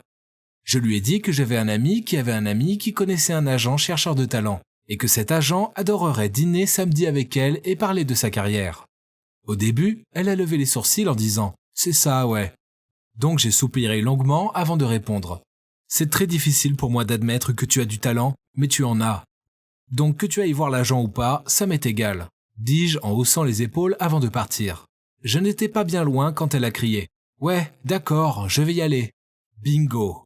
Je savais que ma sœur ne pouvait pas résister à l'idée de prendre l'avantage sur moi. Malheureusement pour elle, ça n'arrivera jamais. Évidemment, je n'étais pas complètement débile. Colin est un idiot lunatique, donc le moins que je puisse faire était de la suivre discrètement pour m'assurer qu'il ne lui arrive rien. Je me suis assis au restaurant avec mes lunettes de soleil, une fausse moustache et une casquette. Quel maître de la dissimulation! Je devrais me lancer dans l'espionnage. Clara était bien trop occupée à parler d'elle pour me remarquer. Elle ne semblait pas reconnaître Colin comme l'ex de Vanessa non plus. Sûrement parce qu'il avait les cheveux propres et c'était quoi cette odeur d'après-rasage? Je l'ai entendu lui dire. « Donc, vous pensez vraiment que je puisse être chanteuse ?» Colin semblait perplexe, mais il a haussé les épaules et a dit « oui, bien sûr ». Même si elle n'arrêtait pas de parler de chant, il continuait de la draguer. En disant des trucs bateaux du genre qu'elle était jolie tout en caressant son bras. Burk. À un moment, Clara s'est mise à chanter. Colin semblait stupéfait et le serveur qui passait s'est même bouché les oreilles. C'était tellement drôle que je ne pouvais pas m'empêcher de rire bruyamment. Puis elle a dû avoir une illumination sur son identité, car elle l'a regardé de près, s'est levée puis a dit « Attendez un peu, oui, excusez-moi, je dois aller aux toilettes. » En sortant de la pièce en courant, je savais qu'elle se sauvait. Oh non! Si elle faisait ça, Colin dirait tout à Vanessa et ma vie serait anéantie. Donc je lui ai couru après en criant son nom. Au début, elle m'a regardé bizarrement. Alors j'ai enlevé mes lunettes de soleil et ma fausse moustache. Elle était en colère, mais je savais que je devais lui dire que Colin me faisait du chantage. J'ai même réussi à faire semblant de pleurer. Au début, elle était furieuse et m'a crié dessus. Beaucoup. Mais ensuite, elle s'est calmée et a souri. Oh oh, ce sourire n'annonçait rien de bon. Elle m'a dit « Ok, j'y retourne, mais tu devras faire tout ce que je dis. » Pendant tout le mois. Je n'aimais pas du tout ça, mais je n'avais pas le choix. Alors j'ai accepté. Elle est retournée à l'intérieur et le rendez-vous semblait bien se passer. Le problème, c'était que maintenant, je n'avais plus à me soucier de Colin, mais de ma sœur. Pourquoi est-ce que je me retrouve dans ce genre de situation? Est-ce que c'est le karma qui se venge pour avoir plaisanté avec tous ces couples? Je devais faire toutes les corvées de Clara, y compris passer le week-end à la maison pour garder la fille des voisins. Ah. Puis j'ai dû envoyer un message à son copain en m'excusant pour la blague de la Saint-Valentin. Petit rappel, c'était avec ma vitesse légendaire et beaucoup de scotch. Mais ça devenait de plus en plus bizarre, car Colin semblait totalement fou de ma sœur. Il lui envoyait des fleurs, puis il lui a envoyé un immense ours en peluche, et il a même envoyé des messages pour m'assurer qu'il ne lui ferait jamais de mal. Ok, c'était bizarre. On aurait dit que ma sœur avait adouci l'ancien Colin bagarreur. Le truc, c'est qu'elle jetait ses fleurs, elle a donné l'ours en peluche à la fille des voisins, et puis il était clair qu'elle ne l'aimait pas. Waouh, l'amour peut vraiment faire des dégâts, même à quelqu'un comme Colin. J'imagine qu'il aimait sa froideur envers lui. J'imagine que c'est beaucoup plus un défi que d'être avec quelqu'un d'adorable comme Vanessa. Clara avait commencé à vendre des gâteaux faits maison, vous savez, des cookies et tout ça. Ils étaient durs, brûlés et pas appétissants, mais les gens semblaient les acheter. Alors devinez qui elle a déniché pour faire la livraison? Ah, quelle plaie! Pire encore, un jour j'avais un rendez-vous avec Vanessa. Mais non, il fallait que je livre ces cookies immangeables. Vu comme je suis futé, j'ai trouvé un moyen de m'en sortir. Donc je suis allé chercher Vanessa à la bibliothèque, puis je suis allé faire la livraison. Le plan était de les livrer aussi vite que possible pour pouvoir passer la soirée avec Vanessa. Vanessa s'en fichait. En fait, elle trouvait ça mignon que j'aide Clara. Ah! On est allé à l'adresse de livraison et c'était un salon de manucure. J'ai laissé Vanessa dans la voiture pour courir à l'intérieur. Puis j'ai vu qui était la cliente et oh my god! Juste devant moi se trouvait Diane. Quel choc! J'étais si surpris que j'ai fait tomber la livraison. J'ai marmonné quelque chose en disant que ma sœur la rembourserait, puis je suis parti. Elle m'a pris le bras et m'a dit qu'elle voulait s'excuser sincèrement de m'avoir trompé. Ce n'était pas le moment. C'était gênant. J'ai essayé de retirer mon bras, mais elle s'accrochait. Puis Vanessa est soudainement entrée. J'imagine qu'elle nous avait vus par la vitrine. Elle a crié « Diane, qu'est-ce que tu fais? Laisse-le! Arrête d'être si méchante! Je ne voulais pas croire que tu l'embêtais au collège, mais j'ai la preuve maintenant. » Diane paraissait perplexe en répondant « Qu'est-ce que tu fais là? Et comment ça l'embêter ?»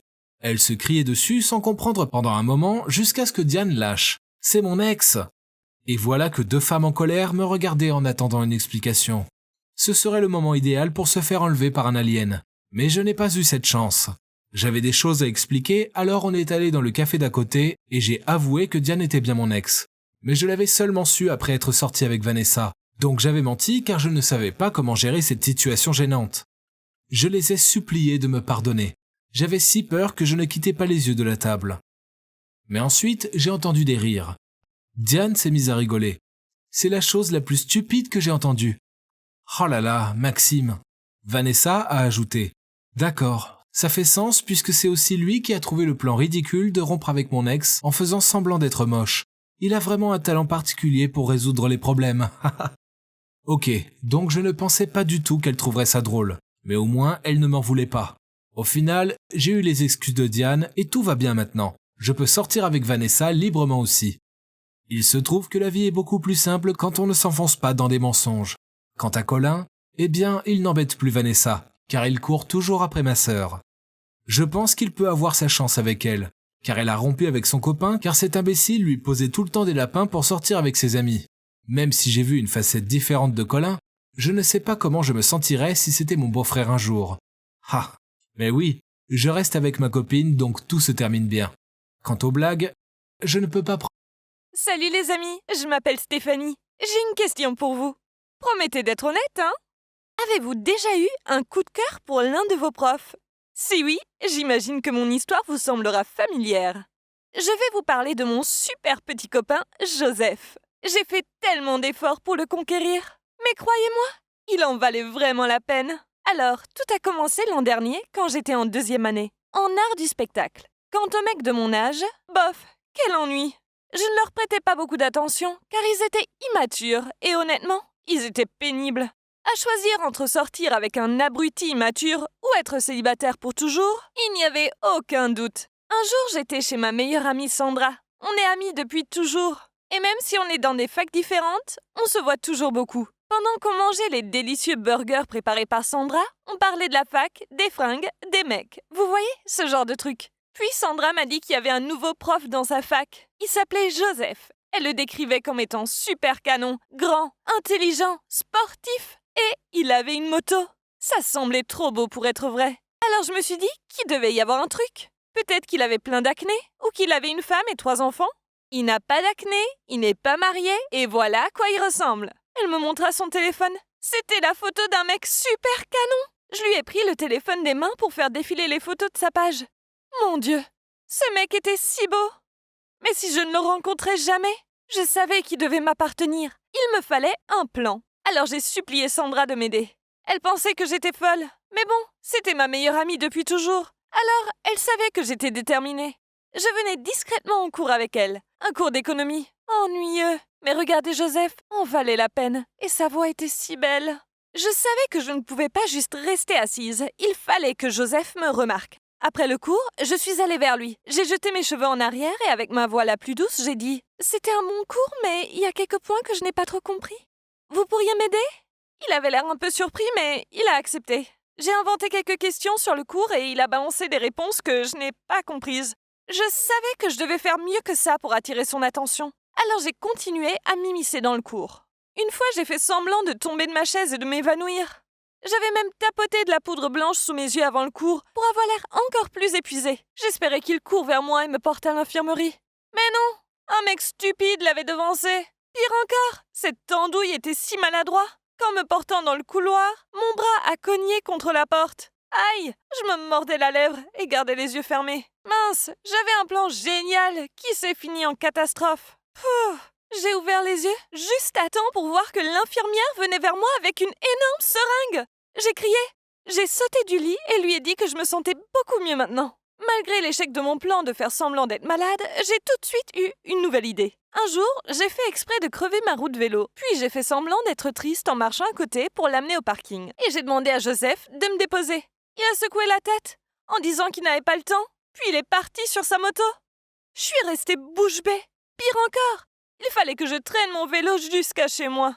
Une autre fois, j'ai attendu que tout le monde soit sorti de la salle. Puis, quand je suis passée devant lui, j'ai fait tomber mes livres. Et j'ai dit « Oh, je suis tellement maladroite !» en me penchant pour les ramasser. Ah oui, je portais aussi mon jean le plus moulant. Je me disais qu'il ne pouvait pas me résister avec celui-là. Mais il ne m'a même pas aidé à ramasser mes livres. Au lieu de ça, il a toussé pour s'éclaircir la voix et a dit « Tu peux te dépêcher, s'il te plaît? C'est la pause déj et j'ai rien mangé depuis ce matin. » Typique. J'étais là, toute sexy, et il ne pensait qu'à son estomac.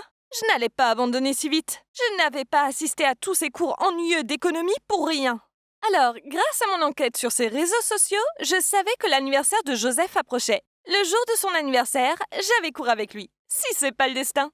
Alors je lui ai apporté un gâteau et toute la classe lui a chanté joyeux anniversaire. Puis j'ai annoncé que j'avais une surprise spéciale pour son anniversaire et j'ai chanté Someone You Love de Lewis Capaldi. Toute la classe criait et m'encourageait, mais il avait les yeux baissés sur son bureau. Ok, ça devenait frustrant. Que devais-je faire pour attirer son attention? Mince à la fin, j'avais déjà tout tenté. Ce vendredi, une des amies de fac de Sandra faisait une fête. Alors j'y suis allée aussi. Je me suis assise dans un coin et me plaignais auprès de Sandra que ça n'allait nulle part avec Joseph. Je ne comprenais pas. Tout ce que je faisais semblait ne pas l'intéresser. J'ai râlé. Sandra, je devrais continuer de le draguer? Il m'a même pas regardé. Il est tellement dur, tu vois. Un peu comme une vieille botte. En fait, un caillou a plus de personnalité que lui. Puis Sandra m'a fait un signe, mais je continuais. Et peut-être qu'il est gay, ou un truc comme ça. Enfin, tu vois, il a pas l'air intéressé par les filles. C'est là que Sandra m'a tapé le bras, et quand j'ai levé les yeux, j'étais sous le choc. Joseph était là, à me regarder. J'étais pétrifiée de choc. Puis il a secoué la tête et est parti en vitesse. Sans même réfléchir, je me suis levée. Lui ai couru après et me suis excusée. Il m'a ignorée et monté sur sa moto. Alors je suis montée derrière et refusé de descendre. S'il vous plaît, je ne pensais pas à ce que j'ai dit. Écoutez-moi, s'il vous plaît, le suppliai-je. Au final, il m'a donné un casque et m'a dit de l'enfiler. J'étais vraiment excitée. J'avais voulu monter sur sa moto depuis que j'avais vu une photo de lui dessus. Oh my God! Maintenant, ça arrivait vraiment. Ok, ce n'était pas ce que j'imaginais, mais c'était quand même génial. Et je me suis assurée de me serrer fort contre lui. Simplement pour une question de sécurité, bien sûr. Après 10 minutes, il s'est arrêté dans une rue déserte. Je pensais qu'il allait me crier dessus, mais au lieu de ça, il s'est retourné et m'a souri. Waouh! Sans les sourcils froncés, il était encore plus canon. Alors tu disais quoi sur moi tout à l'heure? Demanda-t-il. Rien, c'est un malentendu. C'est marrant parce qu'on aurait dit que tu pensais que je n'avais pas de personnalité. Quoi d'autre? Ah oui, tu penses que je suis gay? Je suis désolée. Vous avez le droit d'être gay? Ça n'a pas d'importance. Vous avez une belle personnalité. Soudainement, il s'est penché et m'a embrassée. Oh my God, c'était génial! J'étais tellement choquée, mais si heureuse, que je ne comprenais même pas ce qui se passait. Dès qu'il s'est retiré, je l'ai attiré à nouveau vers moi pour qu'on continue à s'embrasser. Puis il a dit « Je ne suis pas gay et je pense que j'ai une personnalité géniale. C'est juste que j'aime jouer avec toi. Mais il semble que la route de la maturité soit encore longue pour toi. Mais c'est pas grave, tu pratiqueras avec moi. soit ma petite copine. Il se trouve qu'il m'avait remarqué, mais il voulait d'abord voir ce qui se passerait. Et aussi, il pensait que je devais grandir un peu, car mes combines étaient un peu immatures, même si c'était rigolo. Mais il était aussi flatté de tous les efforts que j'avais faits pour attirer son attention. Il m'a dit qu'il était venu à la fête juste parce qu'il m'avait entendu en parler à la fac, et qu'il voulait venir juste pour moi. Je ne vais plus à ses cours, ce qui me laisse beaucoup plus de temps pour aller à mes propres cours. Mais on est maintenant officiellement en couple, et je suis la plus heureuse. Donc voilà comment j'ai fini par être avec le petit copain le plus mignon sur Terre. Le conseil que j'ai à vous donner est d'être courageux dans votre quête de l'amour. Si vous êtes assis et attendez que ça vous tombe dessus tout cuit, eh bien, vous allez attendre longtemps. Allez, bougez-vous. C'est ce que j'ai fait et ça a complètement marché pour moi. Alors il n'y a pas de raison que ça ne marche pas pour vous aussi.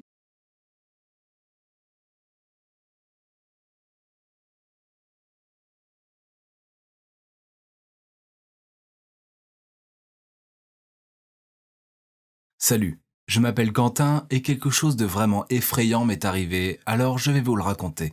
Mais je dois vous prévenir, ça fait un peu flipper. Alors c'est possible que ça vous fasse tellement peur que vous dormiez la lumière allumée. C'est aussi possible que vous ne me croyez pas. Et c'est à vous de voir, mais merci de vous rappeler que ce fut vrai pour moi. Je crois en ces choses depuis toujours. En fait, je suis obsédé par la vie après la mort depuis que je suis petit. Avant, j'avais des rêves ouverts où des inconnus venaient et essayaient d'entrer en contact avec moi. C'était souvent si ambigu que je voyais à peine leur visage, et tout ce dont je me souvenais au réveil était une ombre ou une forme indistincte faisant des gestes étranges, comme un message. Quand j'en ai parlé à mes parents, ma mère m'a dit que c'était des bêtises, mais ma grand-mère m'a assuré que ça pouvait être des esprits qui essayaient de me dire quelque chose. Elle m'a dit de ne pas m'inquiéter car la plupart des esprits étaient bienveillants. Parfois, ces esprits me disaient des choses. Une fois, il y en a eu un avec un chien. Puis un mois plus tard, mon père est rentré à la maison avec un chiot. Puis une autre fois, j'ai rêvé que ma grand-mère décédait. Je n'ai pas osé raconter ce rêve, j'avais trop peur qu'il devienne réel. Et vous l'avez deviné, quelques mois plus tard, elle décédait. J'ai fini par appréhender ces rêves. Et pire encore, maintenant je n'avais plus ma grand-mère pour lui raconter mes rêves. Pour être honnête, en grandissant, mes rêves se sont arrêtés. Mais ma fascination pour la vie après la mort a continué.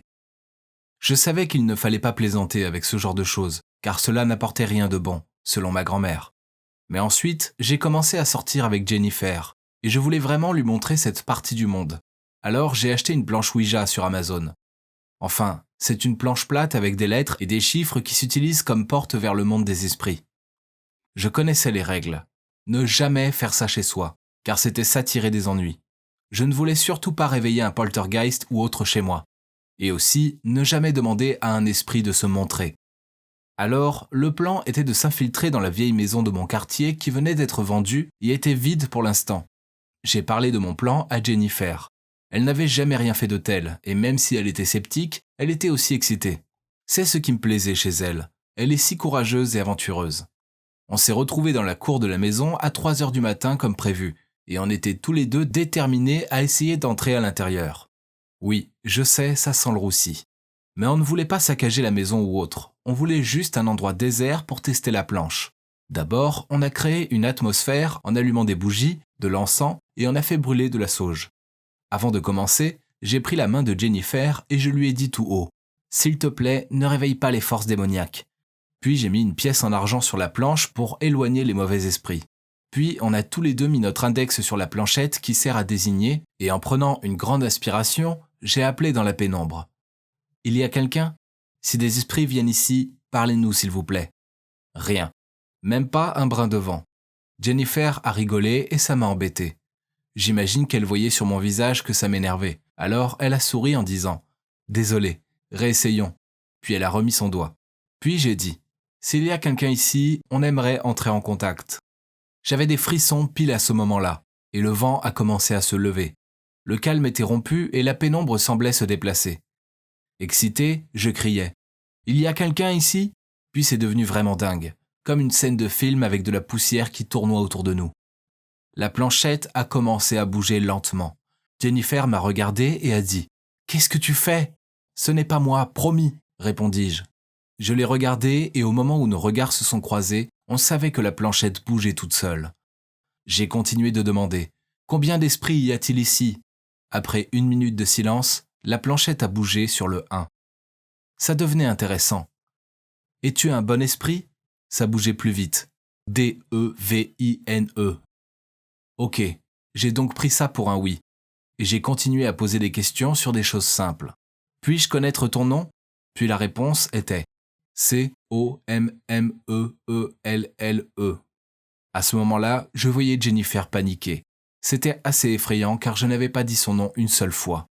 J'ai dit « Si tu es vraiment là, prouve-le ». Jennifer a sauté de sa chaise. Et on a promis de ne jamais demander à l'esprit de se montrer. Soudainement, une bourrasque de vent vint de nulle part et souffla une bougie. Jennifer me cria d'arrêter ça tout de suite. Puis elle est sortie en courant.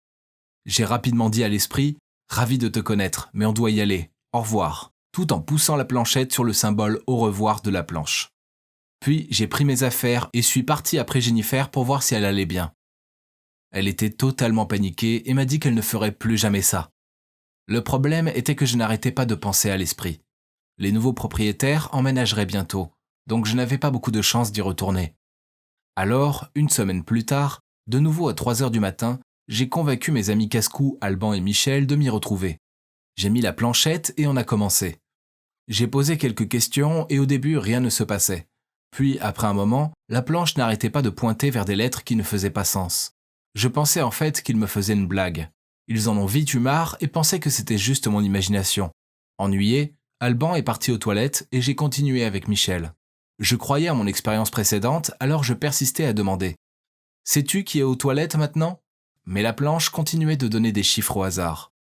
Quand Alban est revenu, Michel a dit les chiffres qu'on avait eus à Alban et a dit que ça ne marcherait pas cette fois et qu'on devrait partir. Il est devenu tout pâle. Il se trouve que les chiffres étaient son numéro de sécurité sociale. Alban a dit que c'était un coup monté. Je lui ai dit que non. Je pense qu'il était curieux car il s'est assis pour participer. C'est là que Michel a posé la question stupide. « Pendant combien de temps ce tocard de Quentin va vivre ?» Je lui ai lancé un regard méchant en disant « Je t'ai dit de ne pas dire n'importe quoi ». Puis la planchette a commencé à bouger, en s'arrêtant sur le chiffre 1, puis 0. 10 ans. Il ne me reste que 10 ans. C'était horrible. J'étais trop jeune pour mourir dans 10 ans. Mais non, la planchette continuait de bouger, et je fus horrifié quand elle s'est déplacée sur les lettres J-O-U-R-S.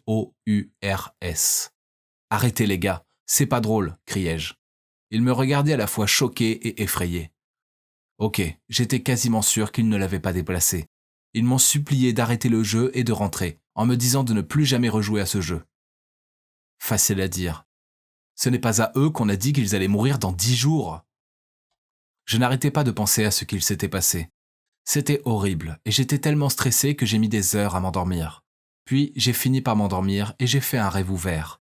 J'ai rêvé de l'esprit d'une fille qui m'accompagnait à l'école quand soudainement elle me poussa sur la voie et une voiture approchait. Je me suis réveillé en sueur. 3 jours plus tard, je suis retourné dans la maison tout seul et j'ai posé une seule question. Combien de temps me reste-t-il à vivre? Et elle a répondu 7 J-O-U-R-S. Donc ce n'était pas une réponse au hasard. L'esprit calculait mes jours restant sur Terre. 3 jours plus tard, je ne pouvais m'empêcher d'y retourner pour répéter toujours la même question. Et la réponse fut 4. Je ne pouvais pas attendre que la mort arrive. Il fallait que je fasse quelque chose. Alors j'en ai parlé à mes parents, mais ils ne me croyaient pas. Ils m'ont même grondé d'avoir fait des jeux bizarres en pleine nuit. Le jour où j'étais censé mourir, ils ont vu l'état dans lequel j'étais. Je n'arrêtais pas de trembler et je refusais de sortir du lit. Il était hors de question que je m'approche d'une route aujourd'hui. Alors ma mère a appelé l'école pour dire que j'étais malade. Puis elle est restée travailler à la maison et est restée à mes côtés. Ce jour est passé si lentement. Mais rien ne s'est passé. Nous sommes maintenant 1 mois plus tard et je suis toujours en vie. J'ai été puni pendant 3 mois pour être sorti au milieu de la nuit et avoir fait peur à mes parents. Quand ma punition fut terminée, il était hors de question que je retourne avec la planche Ouija dans des maisons vides. En fait, je l'ai mise au grenier et elle y restera toujours. Donc, voilà mon histoire. Voyez par vous-même si vous voulez essayer ou pas, mais je vous conseille de ne pas vous lancer là-dedans car ça ne vaut pas le coup.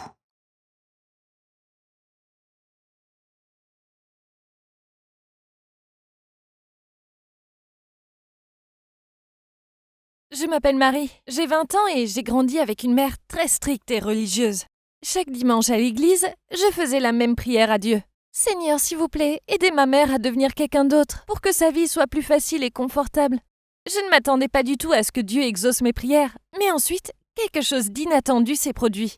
Vivre avec ma mère n'était pas simple pour mon père et moi. Elle était très stricte et avait toujours des attentes stupides très élevées. En conséquence, elle nous donnait une longue liste de corvées ménagères. Et elle pouvait passer d'une femme enjouée à un monstre pour le moindre détail. Un jour, je faisais la poussière et j'ai malencontreusement fait tomber un de ses bibelots chats préférés. Et elle m'a enfermée dans ma chambre toute la journée. Une autre fois, mon père a oublié de sortir la poubelle, alors elle l'a vidée dans sa sacoche. Ma mère voulait aussi qu'on vive selon ses règles. Le dîner était à 19h pétante. On se couchait à 21h30 sans aucune exception. Et je n'avais jamais le droit de sortir avec un garçon. Enfin, sérieusement, j'ai 20 ans. J'ai commencé à voir ce mec en cachette, Ben. Il est tellement sympa et attentionné. Mais je savais que ma mère ne serait pas de cet avis. Alors, quand je suis allée chez lui, j'ai dû lui faire croire que j'avais rendez-vous avec des amis. C'était difficile de mentir à ma mère, et ça me saoulait de ne pas pouvoir rester chez lui. J'étais une femme, mais ma mère me traitait comme si j'étais encore une enfant. Même si mon père aimait ma mère, ses règles strictes et ses humeurs nous affectaient. Un jour, j'ai entendu ma mère crier à mon père « Tu n'es qu'un vieil imbécile sans intérêt, et je ne sais pas pourquoi je t'ai épousé !» Je suis entrée dans la cuisine et j'ai vu mon père soupirer profondément en regardant dans le vide. Il se trouve qu'elle était en colère car il avait fait des toasts avec le pain que ma mère avait gardé pour faire des sandwichs. Je me sentais mal pour lui, alors la fois suivante à l'église, j'ai fait ma prière habituelle à Dieu. Je ne pensais pas que ma mère changerait ses habitudes. Mais ensuite, tout a été bouleversé après le terrible accident. Ma mère a eu un grave accident de voiture et l'airbag ne s'est pas ouvert à temps. Sa tête a cogné très fort et elle s'est retrouvée dans le coma. Voir ma mère inconsciente et sans défense était horrible. J'ai prié Dieu pour qu'elle se réveille, même s'il fallait subir ses règles strictes. Je pensais vraiment qu'elle était dans cet état à cause de moi et de mes prières diaboliques. Puis, un miracle s'est produit. Après 3 mois atroces, ma mère s'est réveillée. Merci Seigneur d'avoir exaucé mes prières à nouveau. Sauf que ma mère me regardait comme si j'étais une parfaite inconnue. Puis elle m'a dit « Ma belle, tu es dans le même lycée que moi? Car tu me dis quelque chose. Hein? Que se passe-t-il » Puis, quand elle a vu son reflet dans le miroir, elle a crié et a dit « Pourquoi je suis si vieille? Ce miroir est cassé !» Le médecin a fait quelques tests. Il se trouve que ma mère n'avait plus de souvenirs après ses 18 ans. Alors, dans sa tête, elle est toujours une lycéenne de 18 ans. Avoir une mère avec la mentalité d'une ado était, difficile. On devait décorer la chambre d'amis avec des posters de groupes des années 80, dont je n'avais jamais entendu parler. On devait lui apprendre ce qu'était un ordinateur portable et lui montrer comment se servir de la cuisinière. En plus, elle ne fait plus le ménage et me vole même mes vêtements. Mon père travaille maintenant beaucoup et je dois jouer le rôle de la mère, avec ma propre mère. Je l'ai vue une fois essayer de sortir en cachette avec ma mini-jupe et mon t-shirt délavé. Et j'ai croisé les bras en la grondant. « Tu ne sors pas habillée comme ça !» Elle était furieuse envers moi et est allée bouder dans sa chambre. Oh mon Dieu! Je venais de me rendre compte que j'étais en train de devenir ma mère. Mais elle avait l'air ridicule. C'est une femme de 45 ans, pas une ado.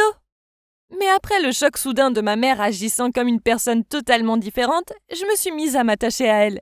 Elle était drôle, très curieuse, et par-dessus tout, elle se fichait des règles. Même si une fois mon téléphone a sonné, elle a eu tellement peur qu'elle l'a attrapé et l'a jeté dans l'évier. Oui, je n'étais pas très surprise, mais c'était plutôt rigolo. Elle ne comprenait plus le monde actuel. Un truc que j'aimais bien, c'était les soirées cocooning avec elle. Elle mettait des chouchous dans mes cheveux et m'aidait à étaler mon masque. Puis on parlait pendant des heures du lycée, des filles méchantes et des garçons mignons. Oui, d'accord.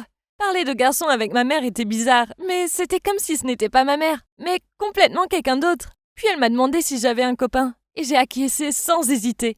Maintenant je peux parler de lui sans problème, et sans avoir peur de son avis. Je lui ai dit « Ben est tellement mignon, poli, mature et plein de qualités. Et il est super doué avec la technologie. Oh, il a l'air génial !» dit-elle en souriant.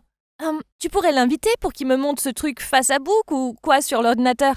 J'ai répondu « Oui, bien sûr, Wendy. » C'était bien. Je pouvais non seulement lui parler ouvertement de mon copain, mais en plus, au lieu d'avoir peur de sa réaction, elle était mon amie. Ben est venu et a aidé ma mère avec l'ordinateur, etc. Enfin, elle paraissait toujours perplexe devant tout ça, mais il était très calme avec elle. Même quand elle a pris l'ordinateur portable et s'est mise à le secouer pour essayer de le démarrer. Oui, sinon il y a le bouton on. Je les ai laissés faire et suis allée me chercher un jus d'orange. Mais ensuite, je suis rentrée dans la pièce et je l'ai vu passer ses doigts dans les cheveux de Ben. Quand elle m'a vue, elle a vite retiré sa main et je me demandais si j'avais rêvé. Mais ensuite, plus tard, quand on regardait un film, elle voulait à tout prix s'asseoir à côté de lui. Est-ce que ma mère avait un coup de cœur pour mon copain? Non, probablement pas. Mais ensuite, quand Ben est parti, ma mère a dit « Ce Ben est tellement canon, pas comme ce vieux qui vit ici. Il s'habille super mal et sans les capsules d'huile de foie de morue. » J'étais choquée. Pauvre papa. J'imagine que c'était une bonne chose qu'il travaille loin aussi souvent, car je ne pense pas qu'il aurait supporté de voir ma mère comme ça. Puis, quelques jours plus tard, ma mère a invité Ben à dîner pour le remercier de l'avoir aidé. À ce moment-là, je me disais que j'étais peut-être trop sceptique. Ma mère était peut-être immature et impulsive, mais elle ne serait jamais la rivale de sa fille. Si? Pendant que je faisais à manger dans la cuisine, il n'arrêtait pas de rigoler dans le salon. Il se racontait des histoires sans fin. Et c'était embêtant que ma mère lui fasse des éloges et sautille comme une enfant. J'ai dû mettre des écouteurs pour me concentrer sur mon repas, pour ne pas avoir à entendre leur bruit stupide. Mais quand j'ai fini de préparer le repas et que j'ai enlevé mes écouteurs, la maison était anormalement silencieuse. Où était-il? Je suis allée dans le salon et j'ai eu la vision la plus horrible. Pendant que Ben était concentré sur l'écran d'ordinateur, ma mère était assise à côté de lui sur le canapé, ses mains sur lui. Quoi? Sa main descendait jusqu'à sa cuisse. « Arrête !» criai-je. Surpris, Ben s'est levé. C'est là que j'ai vu que son t-shirt était plein de sueur. Il a marmonné « J'ai rien fait, ta mère… » Puis il est parti en courant. Inutile de dire que ma mère n'avait pas du tout l'air gênée. Au contraire, elle s'est tournée vers moi et s'est plainte. « Merci beaucoup, Marie. T'as fait peur à mon rencard. » Je devenais folle. Je lui ai lancé un miroir en lui demandant de bien se regarder. Elle m'a crié dessus en me disant que Ben l'aimait pour son esprit, pas pour son âge ou son physique. Et vous savez quoi? Ma mère et Ben s'écrivent maintenant. Je ne sais pas ce qui est le plus choquant, que ma mère essaye de me voler mon copain ou qu'elle ait fini par comprendre comment envoyer des SMS. Ben m'a montré quelques-uns de leurs messages, et ils sont si horribles que j'ai failli vomir. Un message disait « S'il te plaît Ben, je veux qu'on se voit en secret, t'embrasser et tout. Marie n'a pas besoin de savoir. » Ben m'a expliqué qu'il ne savait pas quoi faire. Il a dit qu'il m'aimait et ne voulait pas risquer de me perdre. Mais il ne voulait pas être méchant avec ma mère, car il savait qu'elle n'était pas dans son état normal. Pauvre Ben qui doit supporter ça. À partir de maintenant, je fais en sorte que Ben et ma mère ne se voient plus. Donc, au début, j'avais un copain en cachette, et maintenant, j'ai une mère qui va embrasser mon copain. Ma vie est dingue. S'il vous plaît, Seigneur, je ne reconnais plus ma mère stricte et disciplinée. Et même si c'est difficile de la supporter, elle me manque, et je veux qu'elle revienne.